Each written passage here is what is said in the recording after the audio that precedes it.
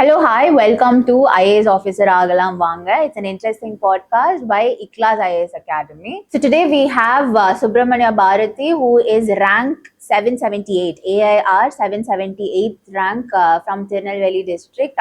He's made us all very proud and very inspiring journey. So let's listen to what he has to say. So first attempt la ஒரு clear பண்ண candidate என்ன journey பண்ணி வந்திருக்காரு, அவரோட background எப்படி, அவர் என்ன மாதிரி ப்ரிப்பேர் பண்ணாரு, ஸோ இது எல்லாமே நம்ம இதுல பார்க்க போறோம் along with who he is and what is he going to do next. So will get started. ஒரு சின்ன இன்ட்ரடக்ஷன் சுப்பிரமணிய பாரதி உங்களை பத்தி நீங்க சொன்னீங்கன்னா வில் ஸ்டார்ட். என் பேர் சுப்பிரமணிய பாரதி. நான் திருநெல்வேலி மாவட்டத்தில் இருக்கிற விக்ரமசிங்கபுரம், அதாவது எல்லாருக்கும் பாபநாசம்னா தெரியும், அந்த ஊர்ல இருந்து வரேன்.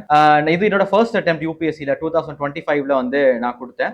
இந்திய அளவுல வந்து 778வது இடம் பிடிச்சிருக்கிறேன். இது வந்து நான் செஞ்சது வந்து எந்த ஒரு கோச்சிங் இன்ஸ்டிடியூட், அதாவது பிரைவேட் கோச்சிங் இன்ஸ்டிடியூட்ல எந்த விதமான கோச்சிங் எடுக்கல. செல்ஃப் ப்ரிப்பரேஷன் பிளஸ் தமிழ்நாடு கவர்மெண்டுடைய நான் முதல்வன் ஸ்கீம்ல வந்து கோச்சிங் எடுத்துக்கிட்டு என்னுடைய முதல் அட்டெம்ப்ட்லயே நான் வந்து யூபிஎஸ்சி எக்ஸாமினேஷனை வந்து நான் கிளியர் பண்ணிருக்கேன். Very nice, very proud of you. First of all congratulations. ஏன்னா வந்து இந்த மாதிரி ஒரு ஃபர்ஸ்ட் அட்டெம்ப்ட்ல எத்தனை பேர் கிளியர் பண்ணுவாங்க அப்படின்ற பெர்சன்டேஜ் நம்ம எடுத்து பார்த்தோம்னா இட்ஸ் 0.0 சம்திங். அந்த ஒரு ஸ்மால் பெர்சன்டேஜ்ல நீங்க கிளியர் பண்ணிருக்கீங்க.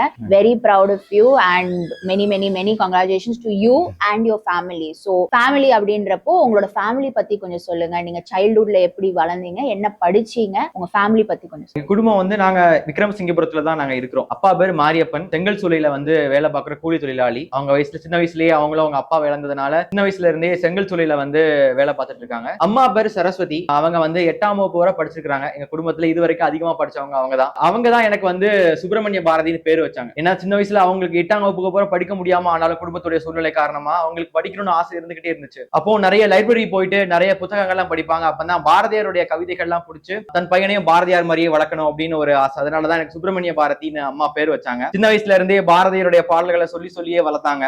அது வந்து சின்ன வயசுல எனக்கு நேஷனலிசம், நாட்டுக்கு சேவை செய்யணும் அந்த மாதிரியான உணர்வு ஏற்படுத்துச்சு. அது மட்டும் இல்லாம நிறைய ஸ்பீச் காம்படிஷன் நிறைய நான் போவேன் சின்ன வயசுல இருந்து. எனக்கு வந்து முதல் தடவை ஸ்டேஜ் ஏறும்போது 2.5 வயது. அதுல வந்து 250 பொது அறிவு கேள்விகளுக்கு பதில் சொல்லியிருக்கு. அது வந்து நிறைய செய்தித்தாள்கள்லயும் வந்து விக்ரமசிங்கபுரத்தில் குட்டி பாரதி அப்படின்னு செய்தித்தாள்கள் நிறைய வந்துச்சு. அம்மா வந்து நிறைய என்ன மோட்டிவேட் பண்ணிட்டே இருந்தாங்க. அவங்க படிக்கட்டாலும் கூட நிறைய புத்தகங்கள் படிச்சு அவங்க வந்து நிறைய சொல்லி கொடுப்பாங்க. அப்படி பேச்சு போட்டிகள்ல கலந்து நிறைய அறிஞர்களுடைய கருத்துக்கள்லாம் படிக்கிறதுக்கான வாய்ப்பு எனக்கு சின்ன வயசுல இருந்தே கிடைக்க ஆரம்பிச்சது. முக்கியமா சுவாமி விவேகானந்தருடையது, ஏபிஜே அப்துல் கலாம் ஐயாவுடையது, அம்பேத்கருடைய கருத்துக்கள்லாம் சின்ன வயசுலயே இன்ஃபுளுன்ஸ் பண்ண ஆரம்பிச்சு. அதுதான் நம்ம வந்து ட்ரீமை வந்து ஒரு ஹையாவே எப்பவுமே வைக்கணும் அப்படிங்கிற ஒரு அந்த கனவை வந்து சின்ன வயசுல எனக்கு உருவாக்குச்சு. இந்த அப்துல் கலாம் ஐயா சொல்லுவார்ல, small aim is a crime, அந்த மனப்பான்மை வந்து சின்ன வயசுலயே உருவாக்கிச்சு. அதுக்கு எங்க குடும்பமும் ரொம்ப சப்போர்ட் பண்ணாங்க. ட்ரெடிஷனலா சில ஃபேமிலிஸ்ல வந்து இந்த மாதிரி டிசிஷன் எடுக்கும் போது என்ன செய்வாங்க, என்னடா அவன் கரியர் சக்சஸ் ரேட், இந்த எக்ஸாமோட சக்சஸ் ரேட்டே 0.1%, அதோட குறைய.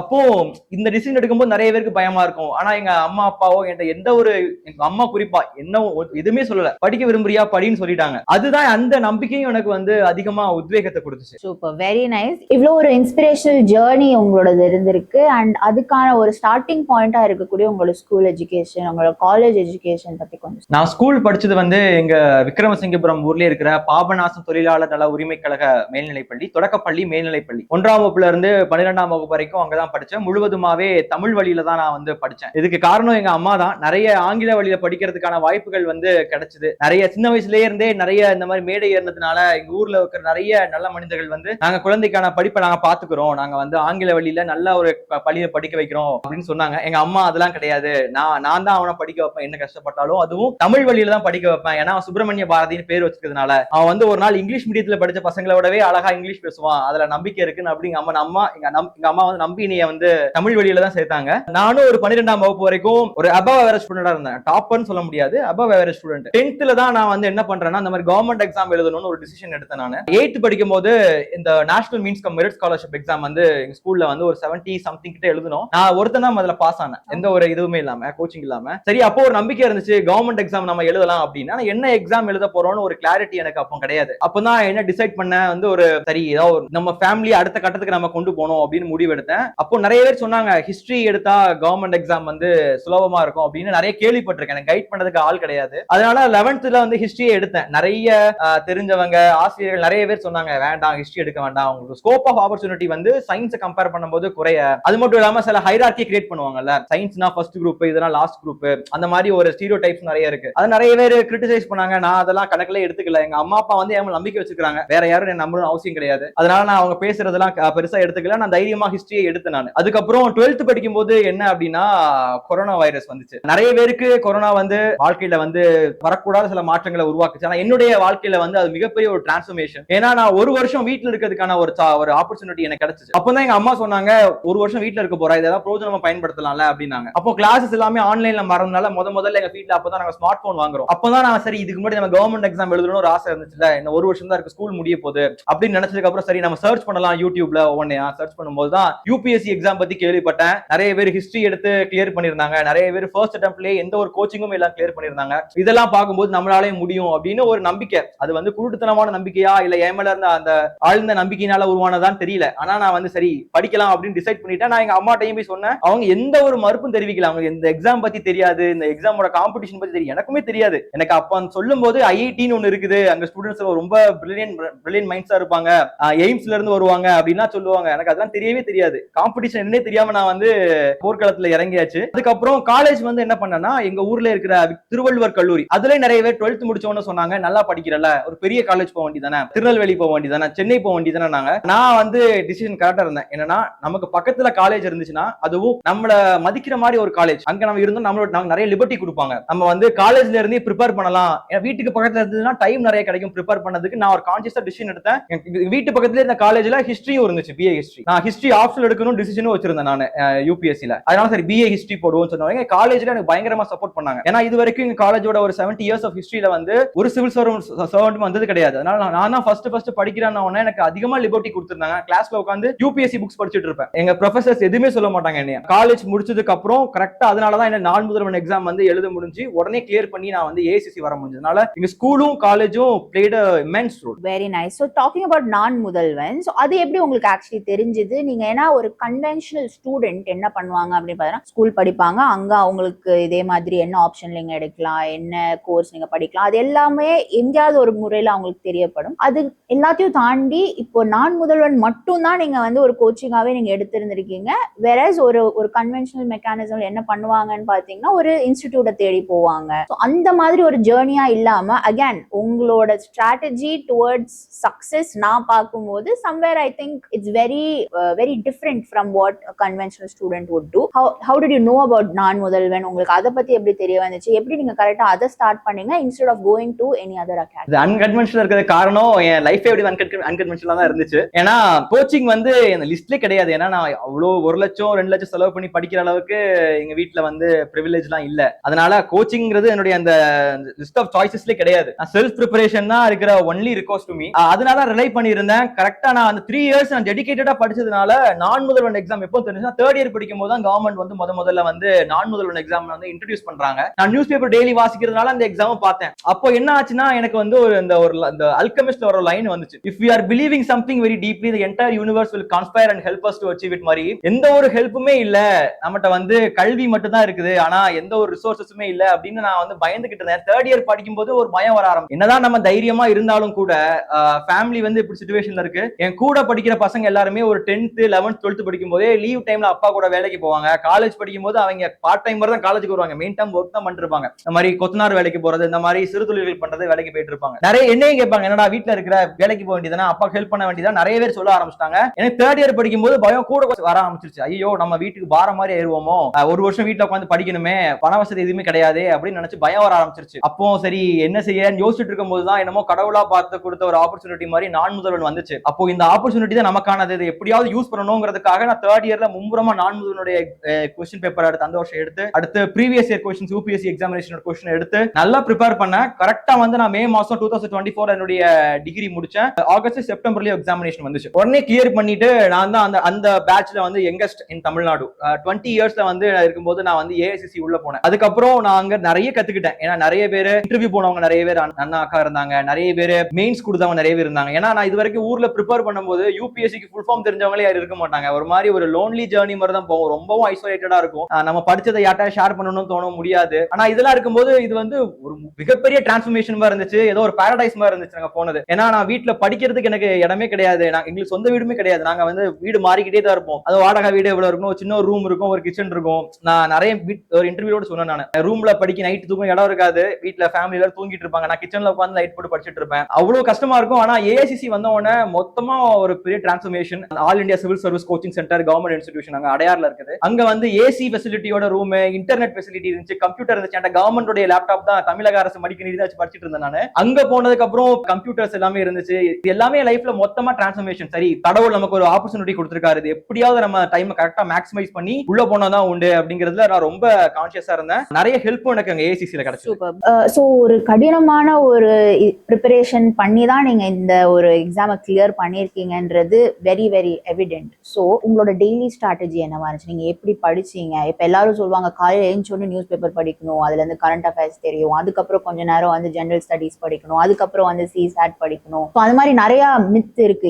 இந்த கோர்ஸை இப்படிதான் படிக்கணும், இந்த எக்ஸாமுக்கு இப்படிதான் படிக்கணும் அப்படின்ற நிறைய ஸ்ட்ராட்டஜிஸ் ஆன்லைன்ல நம்ம எவ்வளவோ பாக்குறோம். பட் நீங்க என்ன பண்ணீங்க அப்படின்னு? டிசிப்ளின்டா படிக்கிறது கரெக்ட் தான். கரெக்டா ஸ்ட்ராட்டஜி வச்சு காலையில இது பண்ணணும், அடுத்து இது படிக்கணும் சொல்றது கரெக்ட் தான். ஆனா நான் அதை ஃபாலோ பண்ணல. பண்ணியிருந்தா கொஞ்சம் இதோட அதிகமாவே எனக்கு ரேங்க் வந்திருக்கும். அதனால நான் என்ன பண்ணுவேன்னா, நான் காலையில வந்து எப்பவும் போல ஒரு 7:30 8 மணிக்கு எந்திப்பேன். நான் 8 மணிக்கு எந்திரிச்சு படிக்க ஆரம்பிப்பேன். சில நேரம் நியூஸ் பேப்பர் படிக்கணும்னு தோணுச்சுன்னா நியூஸ் பேப்பர் படிப்பேன், சில நேரம் ஆப்ஷனல் படிக்கணும்னு தோணுச்சுன்னா ஆப்ஷனல் படிப்பேன், ஜெனரல் ஸ்டடிஸ் படிக்கணும்னு தோணுச்சுன்னா ஜெனரல் ஸ்டடிஸ் படிப்பேன். அந்த டைம்ல என்னுடைய மூட் எப்படி இருக்கோ அதுக்கு ஏத்த மாதிரி என்ன சப்ஜெக்ட் இருக்கோ அதை நான் படிக்கணும்னு நினைப்பேன். ஒரு பிராடா ஸ்ட்ராட்டஜி வச்சுக்குவேன். இந்த மந்த்துக்குள்ள நம்ம இதெல்லாம் முடிச்சாகணும், இதெல்லாம் ரிவைஸ் பண்ணி ஆகணும் அப்படின்னு நான் ஒரு பிராடா ஒரு ஸ்ட்ராட்டஜி வச்சுக்குவேன். அந்த ஸ்ட்ராட்டஜிக்கு ஏத்த மாதிரி நான் வந்து பண்ணுவேன். ஆனா ஸ்ட்ரிக்டா நான் வந்து ஃபாலோ பண்ணனா அப்படின்னா கிடையாது. ஆனா ஃபாலோ நீங்க ப்ரிப்பேர் பண்ணிட்டு இருக்கீங்கன்னா நான் ஃபாலோ பண்ணணும்னு சொல்லுவேன். Okay, very nice. நீங்க பேசும்போது சொல்லியிருந்தீங்க ஹிஸ்டரி தான் நீங்க ஆப்ஷனலா சூஸ் பண்ணியிருந்தீங்க அப்படின்னு. அண்ட் உங்களுக்கு சின்ன வயசுல இருந்தே அதோட ஒரு டச் இருக்கு அப்படின்றது நம்மளால பார்க்க முடியாது. அம்மா சொல்லி கொடுத்து நீங்க வளர்ந்து அந்த பேச்சு போட்டியில பேசும்போதும் நீங்க ஹிஸ்டரியை நிறைய டச் பண்ணியிருக்கீங்க. நீங்க ரொம்ப ஸ்ட்ராட்டஜிக்கா ஹிஸ்டரியவும் ஒரு உங்களோட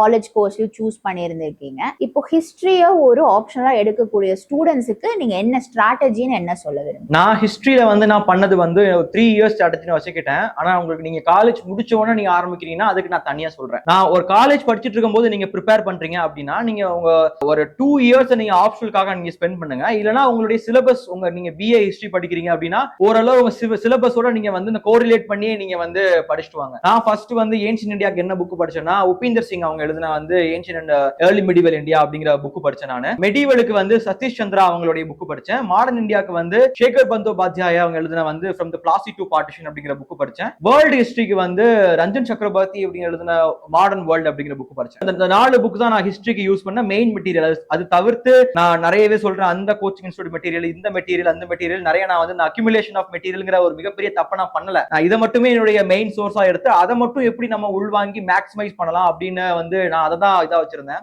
அது வந்து எனக்கு காலேஜ்லயுமே நல்லா ஹெல்ப் பண்ணுச்சு. யூனிவர்சிட்டி எம்எஸ் யூனிவர்சிட்டி தான், மனோன்மணி சுந்தரம் யூனிவர்சிட்டி எங்க காலேஜ் அதுக்கு கீழே தான் வரும். யூனிவர்சிட்டி 3rd ரேங்க்குமே எனக்கு அதுல வந்துச்சு. எனக்கு அதனால ஹிஸ்டரியில வந்து எனக்கு ரொம்ப ஸ்ட்ராங்கா இருந்தேன். ஆனா என்ன பிரச்சனை அப்படின்னா யூபிஎஸ்சிக்கு ஏத்த மாதிரி என்னால அடாப்ட் ஆக கஷ்டமா இருந்துச்சு. நிறைய படிச்சதுனால என்ன ஆகும்னா ஒரு மாதிரி அந்த சப்ஜெக்டோட ஒரு அப்சஷன் கிரியேட் ஆயிரும். நமக்கு தெரிஞ்சதெல்லாம் சொல்லணும் அப்படின்னு ஒரு மாதிரியான ஒரு ஃபீலிங் உருவாக ஆரம்பிச்சிடும். ஆன்சர் எழுதும்போது எல்லாத்தையும் டம்ப் பண்ணணும் அப்படின்னு தோணும். அந்த ஒரு எமோஷன்ஸை வந்து ரெஸ்ட்ரெயின் பண்ணதுக்கு ரொம்ப கஷ்டப்பட்டேன் நான். ஏஐசிசி வந்ததுக்கு அப்புறம் தான் நம்ம வந்து தப்பு பண்றோங்கிறது தெரிஞ்சுக்கிட்டேன். அது வரைக்கும் நானே வீட்டுல எழுதி பார்த்திருந்ததுனால சரி நம்ம நல்லா எழுதுறோம், நிறைய கண்டென்ட் கொடுத்துருக்கோம் அப்படின்னு நினைச்சிட்டு இருந்தேன். ஆனா ஏஐசிசி வந்ததுக்கு அப்புறம் தான் இப்படிதான் ஆன்சரை வந்து ஸ்ட்ரக்சர்டா பிரசன்ட் பண்ணணுங்கிற ஒரு அவேர்னஸே கிடைச்சது. முக்கியமா நான் தேங்க் பண்ண வேண்டியது வந்து நான் முதலுடைய former mission director Sudhakaran IRPS sir. அவங்க தான் என்ன சொன்னாங்கன்னா கரெக்டா இப்படிதான் ஆன்சர் எழுதணும் அப்படின்னாங்க. ஃபர்ஸ்ட் வந்து சார் வந்து ஆன்சர் காப்பியை படிச்சு பார்த்துட்டு தம்பி இது வந்து வாத்தியாருக்கே பாடம் எடுக்கிற மாதிரி இருக்குப்பா, இது எழுதாத அப்படின்னாங்க. எவ்வளவுக்கு எவ்வளவு சிம்பிளா கிளாரிட்டியோட எல்லாருக்கும் புரியுற மாதிரி எழுத முடியுதோ அவ்வளவுக்கு அவ்வளவு ஸ்கோர் வந்து அதிகமா வரும். ஏன்னா நம்ம எக்ஸாமினர்ஸ் வந்து பேப்பர் திருத்தும் போது அவங்கள ஓவர் பர்டன் பண்ணக்கூடாது. அவங்களுக்கு வந்து இந்த கொஸ்டினோட டிமாண்டை வந்து அட்ரஸ் பண்ற அளவுக்கு தேவையான கண்டென்ட் வச்சு எப்படி கிளாரிட்டியோட எழுதுறோம் அப்படிங்கிறது தான் மேட்டர். அது மட்டும் இல்லாம கிஷோர் சார் ஒரு சார் 2 பேரும் எனக்கு ரொம்ப பயங்கரமா ஹெல்ப் பண்ணாங்க. நிறைய பேர் கண்டென்ட் இன்க்ரீஸ் பண்றதுக்கு தான் மெயின்ஸ் கஷ்டப்பட்டாங்க. நான் வந்து கண்டென்ட் குறைக்கிறதுக்கு ரொம்ப கஷ்டப்பட வேண்டியதா இருந்துச்சு. அதனால குறைச்சு கரெக்டா அந்த 2 மந்த்ஸ்ல கரெக்டா முடிச்சேன் நான். அதனால நல்ல மார்க்குமே 262 மார்க்கும் வந்துச்சு. பிரசன்டேஷன் இன்னும் கொஞ்சம் நல்லா இருந்துச்சு அப்படின்னா எக்ஸ்ட்ரா ஒரு 20 மார்க்ஸ் வரதுக்கான பாசிபிலிட்டி இருந்து நெக்ஸ்ட் அட்டெம்ப்ட்ல நான் வந்து அதுதான் பண்ணலாம்னு இருக்கேன். இப்போ நீங்க இத்தனை புக் பேர் சொன்னீங்கல்ல, ஸ்பெக்ட்ரம் இல்லையா? எனக்கு அது மட்டும் தான் தெரிஞ்சுக்கணும். ஏன்னா யாரை பாத்தீங்கன்னாலும் ஏதாவது ஒரு இன்ஸ்டிடியூட் போய் படிக்கிறவங்களோ இல்ல ஓனாவே ப்ரிப்பேர் பண்றோம், ஸ்பெக்ட்ரம்ன்ற புக் இல்லாம அதை ப்ரிப்பேர் பண்றதுக்கு நம்ம பாக்குறது ரொம்ப கம்மி. இப்போ உங்களை மாதிரி தான் ஒரு very few cases. What about spectrum? Spectrum வந்து நிறைய என்ன சொல்லுவாங்கன்னா இந்த பிரிலிம்ஸ் ஓரியன்டா இருக்கும், ஜெனரல் ஸ்டடிஸ் ஓரியன்டா இருக்கும் அப்படின்னு கேள்விப்பட்டிருக்கேன். நான் ஸ்பெக்ட்ரம் நானா படிச்சது கிடையாது, ஃபர்ஸ்ட் ஹேண்ட் எக்ஸ்பீரியன்ஸ் எனக்கு இல்ல. ஆனா சேகர் பந்தோபாத்யாயா இல்லைங்கிறது வந்து அவங்க எழுதின புக் நிறைய பேர் ஹிஸ்டரி ஆப்ஷனல் டாப்பர் சஜஸ்ட் பண்ணாங்க. உதாரணமா ஸ்ருதி சர்மா மேம் சஜஸ்ட் பண்ணாங்க, விக்ரம் கிரேவால் சார் சஜஸ்ட் பண்ணியிருந்தாங்க. அப்போ நிறைய பேர் ஹிஸ்டரி ஆப்ஷனல் எடுத்த டாப்பர்ஸ் வந்து இந்த புக்கை சஜஸ்ட் பண்ணதுனால it will be more conducive to optional subject அப்படின்னு நான் நினைச்சுக்கிட்டேன். அதனால நான் அதை மட்டும் தான் படிச்சேன். எனக்கு அது ஜெனரல் ஸ்டடீஸுமே மேனேஜ் பண்ற அளவுக்கான நாலேஜ் எனக்கு கொடுத்ததுனால நான் ஸ்பெக்ட்ரமுக்கு நான் போகல. ஆனா ஸ்பெக்ட்ரம் படிச்சு நிறைய நாலேஜ் கெயின் பண்றவங்க இருக்காங்க. அதனால அதை பத்தியும் நான் வந்து எனக்கு நான் ஒப்பீனியன் மேக் பண்ண கரெக்டா இருக்காது.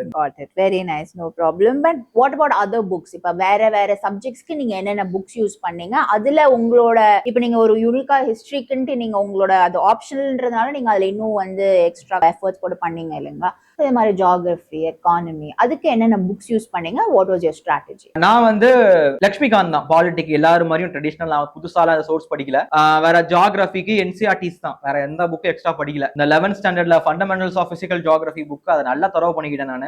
அதுக்கப்புறம் நான் என்ன படிச்சேன், எக்கானமிக்கு வந்து என்ன புக் படிச்சேன் அப்படின்னா நிதின் சிங்கானியான்னு ஒருத்தவங்க, அவங்க art and culture book famous. ஆனா எக்கானமிக்கும் புக் எழுதிருக்காங்க. அந்த புக் நான் படிச்சேன். இதெல்லாம் எப்போ இதுல பார்த்தேன் அப்படின்னா யூடியூப்ல வந்து மனோஜ் ஜிண்டல் ஒரு ஐஏஎஸ் சார் இருக்காங்க. அவங்க வந்து யூடியூப் சேனல்ல இந்த மாதிரி கோச்சிங் இல்லாம எப்படி வந்து படிக்கிறது அப்படின்னு நிறைய ஸ்ட்ராட்டஜி எல்லாம் சொல்லுவாங்க.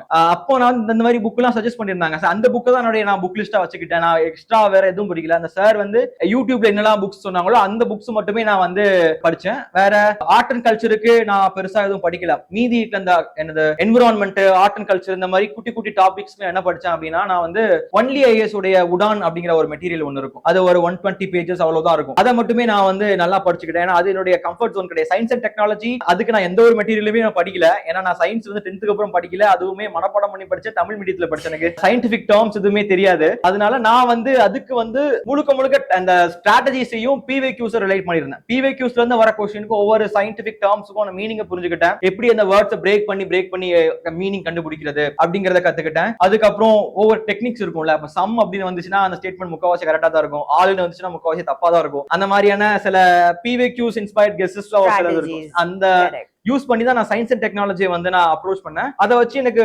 பிரிலிம்ஸ்ல ஃபர்ஸ்ட் அட்டெம்ப்ட்லயே 103 மார்க் வந்துச்சு. அதை வச்சு அதனால நான் யூஸ் பண்ணது ரொம்ப லிமிடெட் சோர்ஸ் வச்சுக்கிட்டேன். ட்ரெடிஷனலா எல்லாரும் யூஸ் பண்ற சோர்சஸ் தான். புதுசா நான் வந்து நிறைய மெட்டீரியல்னு போகல. நான் வந்து டெல்லிக்கு வந்து இன்டர்வியூ போயிருக்கும் போது இந்த ப்ராப்ளம் நான் பார்த்தேன். அந்த ப்ராப்ளம் ஆஃப் பிளெண்டின்னு அதை பார்க்க நல்ல வேலை நம்ம டெல்லிக்கு வந்தோ சென்னைக்கு வந்தோ படிக்கலன்னு ஒரு மிகப்பெரிய ஒரு பெருமிச்சு விட்ட ஒரு தருணம். அந்த டெல்லியில வந்து கரோல் பார்க்கும்போது அந்த மார்க்கெட் முழுக்க நம்ம ஊர்ல சந்தை போடுற மாதிரி மார்க்கெட்ல அவ்வளவு மெட்டீரியல்ஸ், அந்த சார் மெட்டீரியல், இந்த மேம் மெட்டீரியல், அந்த நோட்ஸ், இந்த நோட்ஸ் அவ்வளவு நோட்ஸ் படிச்சுட்டு இருக்காங்க. பார்க்கும்போது பயமா இருந்துச்சு. இதெல்லாம் நம்ம எங்கெல்லாம் படிச்சோம் அப்படின்னு தோணுச்சு. சரி நல்ல வேலை நம்ம இந்த டிராப்ல நம்ம மாட்டல அப்படின்னு ஒரு மிகப்பெரிய ஒரு இது. அதனால படிக்கிறவங்க யாரும் உங்களுடைய மெட்டீரியல் நீங்க நம்புங்க, அதே தரவு படிங்க. புதுசா நிறைய அந்த அண்ணா சொன்னாங்க, இந்த டாப்பர் சொன்னாங்கன்னு புது மெட்டீரியல் வேண்டாம், உங்க மெட்டீரியல் வச்சு படிங்க.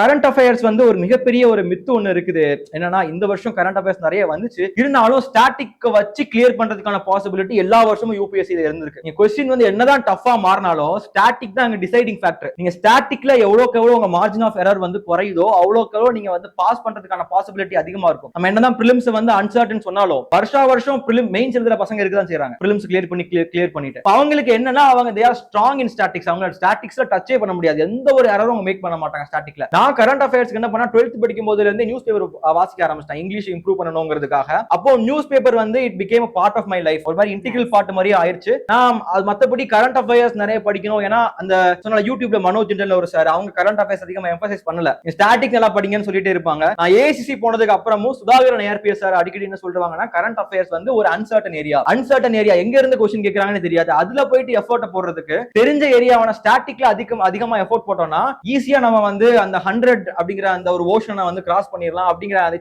சொல்லும்போது எனக்கு கரண்ட் அஃபேர்ஸ் பெருசா எதுக்குமே இம்பார்ட்டன்ஸ் கொடுக்கல. எந்த ஒரு பிரைவேட் கோச்சிங் இன்ஸ்டிடியூட்ல கரண்ட் அஃபேர்ஸ் மெட்டீரியல் நான் படிக்கல. நியூஸ் பேப்பர் மட்டும் படிச்சு அதுல இருந்து நோட்ஸ் நிறைய பேர் எடுப்பாங்க. நான் நோட்ஸும் எடுக்கல.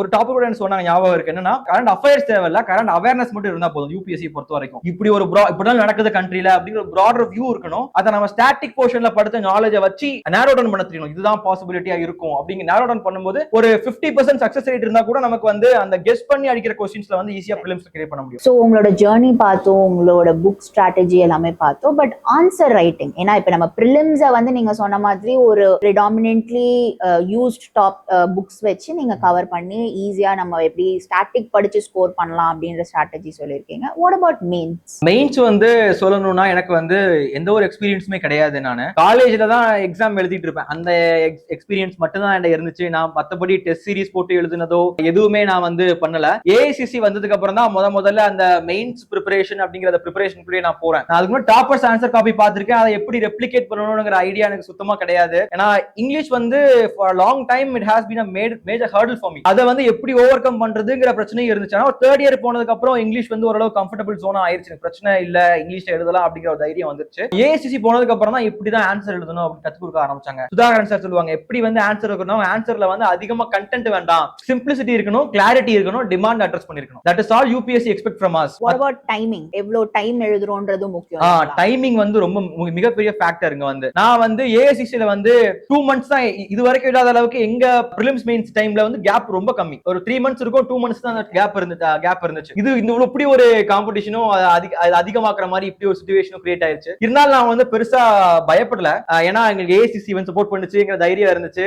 அடிக்கடி விவேகானந்தரோட புக் படிப்பேன். அதுவுமே அடிக்கடி வந்து மோட்டிவேட் பண்ணிட்டே இருக்கும். நம்மளால முடியும் சொல்ல அடிக்கடி மொத்த யூனிவர்ஸோட பவர் நம்ம கிட்ட தான் இருக்கு. அதனால எதுவுமே சாதிக்க முடியாது, எதுவுமே கிடையாது அப்படிங்கிற ஒரு அந்த மனசுல இருந்துகிட்டே இருந்துச்சு. சுதாகரன் சார் அடிக்கடி சொல்லுவாங்க பேப்பரை கம்ப்ளீட் பண்றதா நான் ஃபர்ஸ்ட் டாஸ்க். பேப்பரை நம்ம கம்ப்ளீட் பண்ணிட்டாலே முக்காவாசி நம்ம வந்து இன்டர்வியூ கால் வரதுக்கான பாசிபிலிட்டி ரொம்ப அதிகம். ஏன்னா நிறைய பேர் பேப்பரை கம்ப்ளீட் பண்ண மாட்டாங்க. எல்லாருக்கும் அப்சன் இருக்கும்னா ஒவ்வொரு கொஸ்டினையும் நம்ம வந்து பியூட்டிஃபுல்லா பெர்ஃபெக்ட்டா எழுதணும் அப்படின்னு ஒரு அப்சன் இருக்கும். ஆனா அந்த பெர்ஃபெக்ஷன் அப்படிங்கறதே ஒரு myth. What is perfect to me may not necessarily be perfect to someone else. அதனால அந்த பெர்ஃபெக்ஷன் அப்படிங்கறதே ஒரு சப்ஜெக்டிவ் கான்ஸ்ட்ரக்ட். அதனால அதை நோக்கி ஓடாம எது ஒரு ஹியூமன்லி பாசிபிள், சார் அடிக்கடி யூஸ் பண்ற வேர்டு தான், எது ஹியூமன்லி பாசிபிள் அதை மட்டும் பண்ணுங்க. நான் வந்து நிறைய பேர் அந்த டேட்டா போடுறேன், இந்த டேட்டா போடுவேன், அது இது நிறைய படிச்சாங்க. நான் யூஸ் பண்ண ஒரே டேட்டா அந்த ஆக்ஸ்ஃபார்ம் ரிப்போர்ட்னு அந்த டைம்ல ஒன்னு வந்துச்சு. என்னன்னா இந்தியால வந்து 1% of population is holding nations 40% of wealth அப்படின்னு ஒரு டேட்டா வந்துச்சு. அதை தான் 4 பேப்பர்லையும் வளைச்சு எழுதுனேன் நான். அது மாதிரி நான் என்னுடைய கண்டென்ட் ரொம்ப லிமிட்டடா வச்சுக்கிட்டேன். நிறைய ப்ரீவியஸ் இயர் கொஸ்டின்ஸ் வச்சு நான் பிரெயின் ஸ்டார்மிங் பண்ணேன். நிறைய டெஸ்ட் கூட எழுதல. ஏசிசில டெஸ்ட் வச்சாங்க, அதை கூட நான் ஒழுங்கா ஃபாலோ பண்ணல. 1 month நான் என்ன பண்ணிட்டு இருந்தேன் அப்படின்னா அந்த ஒரு பிரைவேட் கோச்சிங் இன்ஸ்டிடியூட்டோட மெட்டீரியல் ஒன்னு நெட்ல ஃப்ரீயா கிடைச்சது. எல்லாரும் மெயின்ஸ் வச்சு படிச்சிட்டு இருந்தாங்க. சரி நம்மளும் அதை வச்சு படிப்போம் அப்படின்னு படிச்சிட்டு இருந்தேன். டெஸ்ட் வர டெஸ்ட் ஸ்கிப் பண்ணிட்டே இருந்தேன். நான் படிக்கல, நான் டெஸ்ட் எழுதணும், படிக்கல டெஸ்ட் எழுதலாம் ஸ்கிப் பண்ணிட்டே இருந்தேன். சார் கூப்பிட்டு பேசினாங்க, சுதாகரன் சார் கூப்பிட்டு பேசினாங்க, எழுத வேண்டியதானே சொன்னாங்க. சரி எழுதுன ஒரு 10 கொஸ்டின் கூட முழுசா எழுத முடியல. அப்பதான் தெரிஞ்சு படிச்சுட்டே இருந்தா மட்டும் மேட்டர் கிடையாது, கண்டென்ட் வந்து மேட்டர் கிடையாது, பிரசன்டேஷன் பண்றதா மேட்டர் அப்படின்னு அப்பதான் எனக்கு புரிஞ்சுச்சு. அப்போ சார் சொன்னாங்க ப்ரீவியஸ் இயர் கொஸ்டின்ஸ் எடுத்து டெய்லி பிராக்டிஸ் பண்ணுங்க. நான் யூஸ் பண்ண சோர்ஸ் என்னன்னா இந்த ஐஏஎஸ் ஹப் அவங்களுடைய ஸ்டடி மெட்டீரியல் ஒன்று இருக்கு. என்னன்னா அந்த டாப்பர்ஸ் உடைய ஹேண்ட் ரிட்டன் காப்பி, அதான் வந்து ஏஐசிசில வந்து எல்லாருக்குமே படிக்க கொடுத்தாங்க. அந்த ப்ரீவியஸ் இயர் கொஸ்டின்ஸ்க்கு டாப்பர்ஸ் வந்து ஆன்சர் எழுதிருப்பாங்க. அதை பார்க்கும்போது ரொம்பவும் சிம்பிளா இருக்கும், கண்டென்ட் ரொம்ப லிமிட்டடா இருக்கும். ப்ரீவியஸ் இயர் கொஸ்டின்ஸ் நம்ம அதை பார்க்க ஆரம்பிச்சனாலே ஒரே டாபிக்ல இருந்து கொஸ்டின்ஸ் வந்திருக்கும். அதோடைய அந்த ஆஸ்டென்சிபிள் அந்த அப்பியரன்ஸ் தான் வேற மாதிரி இருக்குமே தவிர சப்ஸ்டன்ஸ் வந்து அப்படியே தான் இருக்கும். இதை பார்க்கும்போது நம்மகிட்ட வந்து கையில ஓரளவு ப்ரீவியஸ் இயர் கொஸ்டின்ஸ்க்கான பாயிண்ட்ஸ் நம்மகிட்ட இருந்துச்சுன்னா நம்ம கொஸ்டின்ஸ் எல்லாத்தையுமே மேனேஜ் பண்ணிடலாம். ஏன்னா சார் சொல்லுவாங்க மெயின்ஸ் வந்து it is all about management. நம்ம கையில வந்து ஒரு அபைஸ்மெண்ட் ரிசோர்சஸ் இருக்கும், அதை வந்து எப்படி நம்ம மேக்ஸிமமா வந்து யூஸ் பண்றோம் அப்படிங்கிற அந்த ஸ்கில் தான் மெயின்ஸ்ல வந்து நம்ம வந்து பாஸ் ஆகுமா இல்லையா அப்படிங்கறத ஒரு டிசைட் பண்ண போற ஃபேக்டர் அப்படின்னு வந்து சார் வந்து அடிக்கடி வந்து எம்பசைஸ் பண்ணுவாங்க. அதை நான் வந்து நான் மைண்ட்ல நல்லா ஏத்திக்கிட்டேன். அப்போ அந்த புக்ல இருக்க மாதிரி எப்படி நம்ம கொஸ்டின்ஸ் வந்து டிமாண்ட் அண்டர்ஸ்டாண்ட் பண்றது. நிறைய பேர் கண்டென்ட் இருக்கும், ஆனா டிமாண்ட் அட்ரஸ் பண்ணாம அவங்களுக்கு என்ன தெரியுமோ அதை எழுதுவாங்க. யூபிஎஸ்சி அவங்ககிட்ட என்ன கேட்கறாங்கன்னு தெரியாம அவங்களுக்கு என்ன தெரியுங்கிறத எழுதுவாங்க. அந்த ஒரு மைண்ட் செட் நிறைய ஆஸ்பிரண்ட்ஸ் நான் வந்து பார்த்தேன், நான் செய்யக்கூடாதுங்கிறத கத்துக்கிட்டேன் நான். அப்போ டிமாண்ட் என்ன, எனக்கு கொஞ்சம் பாயிண்ட் தெரியும், அது வந்து உங்களுக்கு சில்லியா தெரியலாம், இல்ல இதெல்லாம் ஒரு பாயிண்ட் தான் யோசிக்கலாம், ஆனா எனக்கு அது ஒரு பாயிண்ட் தெரிஞ்சிச்சு, இந்த டிமாண்ட் அட்ரஸ் பண்ற மாதிரி தோணுச்சுன்னா நான் எழுதிருவேன். ரொம்ப சிம்பிளா சில கொஸ்டின்ஸ்லாம் எனக்கு மைனிங் சம்பந்தமா கொஸ்டின்ஸ்லாம் கேட்டிருந்தாங்க போன வருஷம். எனக்கு பெருசா டேட்டா தெரியாது, அதை பத்தி பெருசா எனக்கு அவேர்னஸும் கிடையாது. எனக்கு கொஞ்சம் மைனிங் பத்தி தெரியும், அதை நான் எப்படி அரேஞ்ச் பண்ணி எழுதுனேன் அப்படின்னு தெரியும். அதுக்கப்புறம் சார் வந்து ஒரு கொஸ்டின் எடுத்து காட்டினாங்க, ஒரு டாப்பரோட ஆன்சர் காப்பி. அதை பேசல விரும்பல. அது என்ன சொல்லிருப்பாங்கன்னா அந்த வேன் ஆலன் ரேடியேஷன் அப்படின்னு ஒரு கொஸ்டின் இருக்கும். அந்த டாப்பருக்கு வந்து வேன் ஆலன் ரேடியேஷன்னா என்னன்னு தெரியாது. அவங்க என்ன பண்ணுவாங்க, சயின்ஸ் அண்ட் டெக்னாலஜி சம்பந்தமா ஸ்பேஸ் சயின்ஸ் சம்பந்தமான ஒரு அவேர்னஸ் இருக்கும் பிரிலிம்ஸ்க்கு படிச்சதுனால. ஆனா அவங்க அந்த எக்ஸாக்ட் மீனிங் தெரியல. என்ன பண்ணிட்டாங்க, ஸ்பேஸ் சயின்ஸ் சம்பந்தமா என்னென்ன பாயிண்ட்ஸ் தெரியுமோ அவ்வளவு பாயிண்ட்டையும் பேப்பர்ல வந்து எழுதி வச்சிட்டாங்க. இதுதான் மெயின்ஸ் அப்படின்னு சார் வந்து வெளிப்படையா சொன்னாங்க. அப்பதான் தெரிஞ்சிச்சு ஒவ்வொன்றுக்கும் ஸ்பெசிபிக் பாயிண்ட் தேவையில்ல. ஒரு 10 கொஸ்டின் வந்து ப்ரீவியஸ் இயர் கொஸ்டின்ல இருந்து அப்படியே எவால்வ் ஆகி வரும். மீதி உள்ள 10 கொஸ்டின்ல ஒரு 5-6 கொஸ்டின் மேனேஜ் பண்ற மாதிரி இருக்கும். மீதி ஒரு 3-4 கொஸ்டின் என்ன கொஸ்டினே தெரியாது, அந்த வேன் ஆலன் ரேடியேஷன் மாதிரி. அதை நமக்கு என்ன பாயிண்ட் தெரியுமோ ஆர்டரா ஒரு கொஞ்சம் நல்ல பிரசன்டேஷனோட நல்லா கீவேர்ட்ஸ் எல்லாம் பாக்ஸ் பண்ணிட்டு அழகா பிரசன்ட் பண்ணோம் அப்படின்னா அதுவே வந்து போதும். நான் அதுதான் பண்ணேன். அதையுமே ஒழுங்கா பண்ணல, ஒழுங்கா பண்ணிருந்தா மார்க் நல்லா வந்திருக்கும்.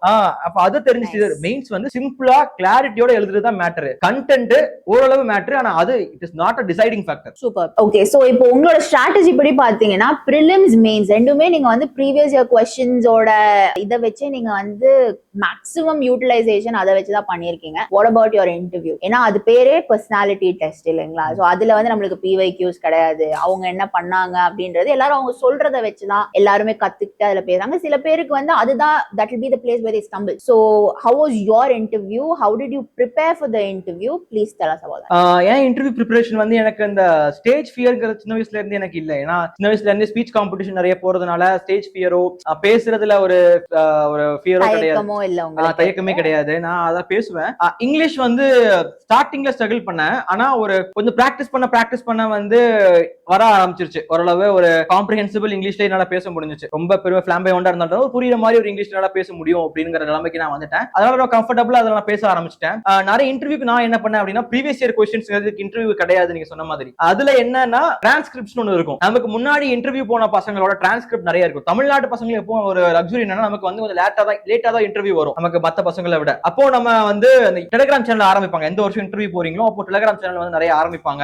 இன்டர்வியூ டிரான்ஸ்கிரிப்ஷன் அதை போடுவாங்க. இந்த போர்ட்ல இருந்து இந்த क्वेश्चंस வந்து கேக்குறாங்க, இதெல்லாம் அவங்க ஃபோக்கஸ் பண்றாங்க அப்படின்னு உங்களுக்கு ஒரு ஐடியா கிடைக்கும். இதுதான் இப்படிதான் இந்த கரண்ட் அஃபேர்ஸ்ல இப்படிதான் क्वेश्चन கேக்குறாங்க. பாக்கும்போது நம்ம வந்து நமக்கு இதெல்லாம் ஒத்து போகிற மாதிரி இருக்குதோ, நம்ம ஹாபில உள்ள ஒருத்தங்க சிலர் இருக்கலாம், அவங்ககிட்ட வந்து இந்த மாதிரி क्वेश्चन கேட்டிருக்கலாம், இப்போ நம்மளும் இதுக்கு ப்ரிப்பேர்டா இருக்கணும் அப்படிங்கிற மாதிரியான பிராக்டிஸ் பண்ணிக்கலாம். நிறைய இன்னொரு என்னன்னா நிறைய மார்க் டெஸ்ட் அட்டெண்ட் பண்ணலாம். நிறைய மார்க் டெஸ்ட் அட்டெண்ட் பண்ணி அங்க எப்படி क्वेश्चन கேக்குறாங்க, அவங்ககிட்ட நிறைய சீனியர் பியூரோக்ராட்ஸ் தான் மார்க் டெஸ்ட்க்குமே வருவாங்க. அங்க போயிட்டு அவங்ககிட்ட இருந்து நிறைய ரிவ்யூ கேட்டுக்கலாம். இந்த மாதிரி எல்லாம் கரெக்ஷன் சொல்லுவாங்க.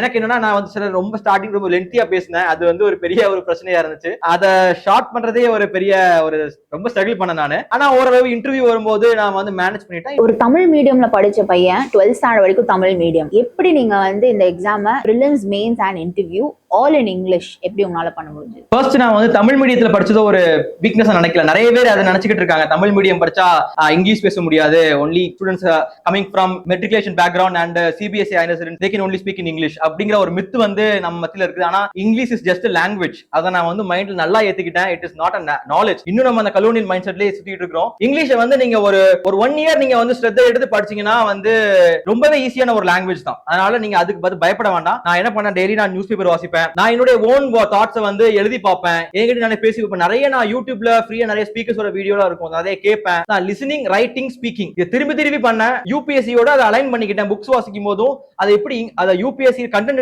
எடுக்கிற அதே நேரத்துல இங்கிலீஷும் எப்படி அங்க ஒர்க் ஆகுது, அந்த ஒரு மாதிரி அபிஷியல் இங்கிலீஷ், ஃபார்மல் இங்கிலீஷ் வந்து எப்படி இருக்கு அப்படிங்கறது கத்துக்கிட்டேன்.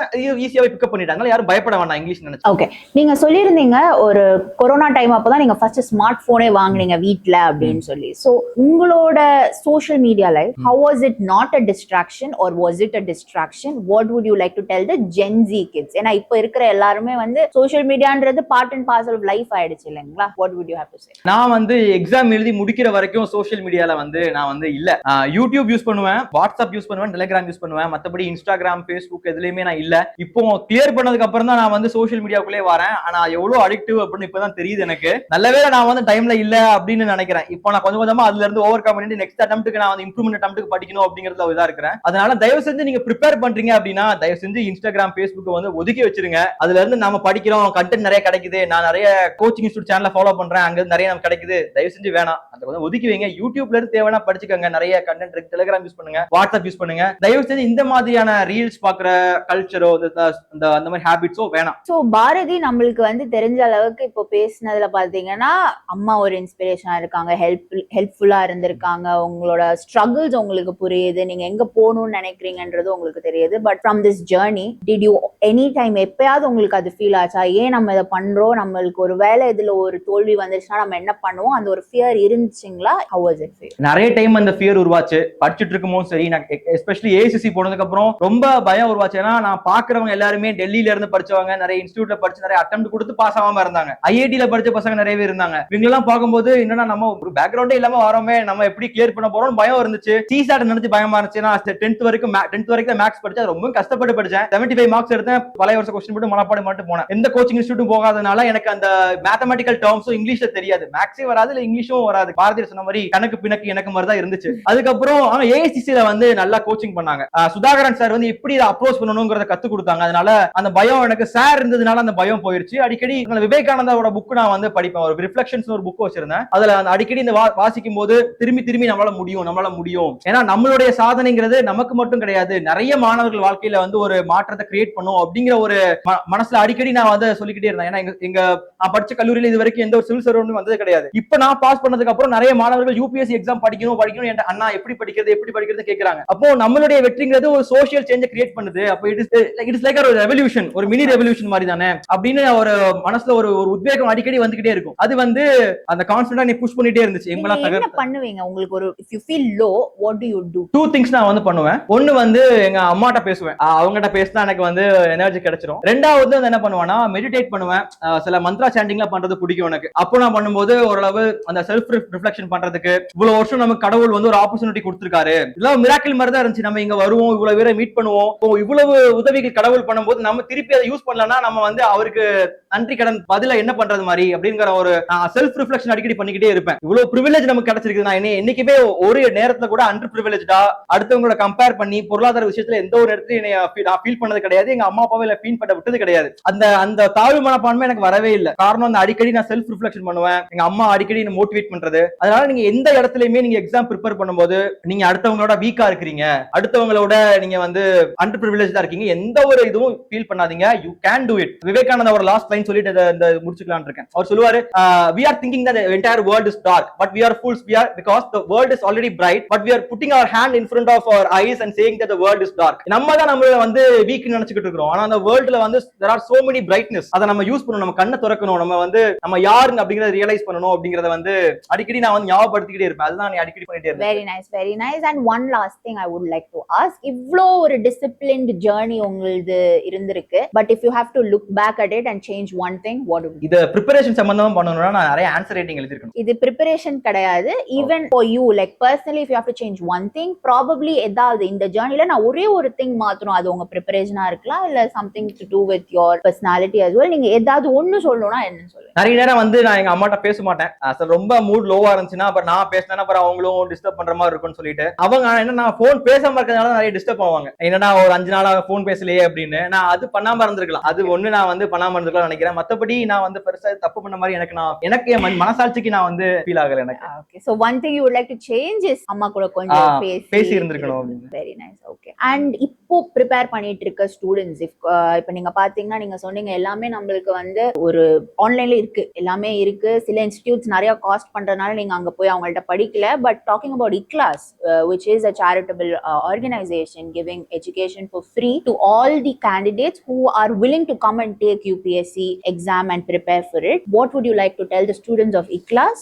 வர ஜூன் 21st வந்து என்ட்ரன்ஸ் எக்ஸாம் வந்து ICLASல வைக்கிறாங்க. நிறைய IAS மாணவர்கள் IAS கனவோட இருப்பீங்க. ஆனா பொருளாதார நிலையில பின்தங்கி இருப்பீங்க. நிறைய கைடன்ஸ் கிடைக்கலன்னு என்ன மாதிரி நிறைய பேருக்கு வருத்தம் இருந்திருக்கலாம். இப்போ இந்த ஒரு ஆப்பர்ச்சுனிட்டி வந்து உங்க லைஃப்ல வந்து மிக முக்கியமான ஒரு ஆப்பர்ச்சுனிட்டி. இந்த என்ட்ரன்ஸ் எக்ஸாம் வந்து நீங்க படிச்சிருக்கீங்களோ படிக்கலையோ, அண்டர் கான்ஃபிடென்டா இருக்கீங்களோ, தைரியமா போய் எழுதுங்க. ஏன்னா நிறைய கேள்விப்படுறேன், அப்துல்லானோ நிறைய சொன்னாங்க, நிறைய மாணவர்களுக்கு உதவி பண்றாங்க UPSC. ஏன்னா ஒரு ப்ரிப்பரேஷன்ல ஒரு ஸ்ட்ராட்டஜி இல்லாம படிக்கிறதுக்கு if somebody is here to help us, அது வந்து ரொம்பவும் ஒரு உதவிகரமா இருக்கும். இந்த ப்ரிப்பரேஷன் வந்து ரொம்ப எளிமையாக்கும். அந்த ஐசோலேட்டட் ஃபீலிங் வந்து நான் இருந்த மாதிரி ஒரு ஐசோலேட்டட் ஃபீலிங் வந்து உங்களுக்கு கிடைக்காது. அதனால நல்ல பியர் குரூப் ஃபார்ம் ஆகும். தைரியமா நீங்களும் இந்த வருஷம் நடக்கிற என்ட்ரன்ஸ் எக்ஸாம் வந்து அட்டெண்ட் பண்ணுங்க. உங்களுடைய IAS கனவை நோக்கி உங்களுடைய முதல் அடியை தைரியமா எடுத்து வைங்க. ஓகே, சோ இவ்ளோ கஷ்டப்பட்டு நீங்க படிச்சு very strategic positioning of yourself from prelims to means to interview, result வந்தப்போ how did you feel? Were you expecting it? நீங்க எதிர்பார்த்துட்டு இருந்தீங்களா, இல்ல it was a surprise to you? Were you shocked? What did you do? First reaction யாருக்கு சொன்னீங்க? First